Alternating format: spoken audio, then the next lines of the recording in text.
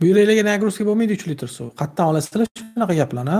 2-3 litr suv hech narsa emas buyraklar uchun. Bugun ham xuddi shu gapni bir bemorga aytdim. Buyraklarning yuqori chegarasi 20 litr. Bu degani sog'lom odam kuniga 20 litr suvni bemalol indamasdan siyib chiqarib tasha oladi. Ya'ni buyragingiz imkoniyatini aytyapman. Lekin siz 20 litr suv icha olmaysiz. Aksariyat holatlarda psixogenniy polidipsiya degan kasallik bor. O'shandagina ichadi odamlar 20 litrgacha suv. Normal sog'lom odam uchun 2 litrdan 5 litrgacha suv hayotini davriga, jismoniy imkoniyat yoki nagruzkalariga, faslga, masalan yozda terlaydigan odamlar ko'proq suv ichishiga to'g'ri keladi yoki ichib ketgan odamlar ko'proq suv ichishiga to'g'ri keladi. Buyrak uchun umuman 3 litr suv nagruzka bo'lmaydi. Agar siz siyishdan charchagan bo'lsangiz, unda faqat chanqaganingizni iching bo'ldi. Bir xil odamlar bo'ladi, men siyib charchadim, charchab ketdim, tahoratim ushlolmayapman yo tualetga borgim kelmayapti deydi. Ularga aytaman, men chanqaganingizni iching. Men o'tirib ishlayman, to'g'rimi? Mo'tadil xonada.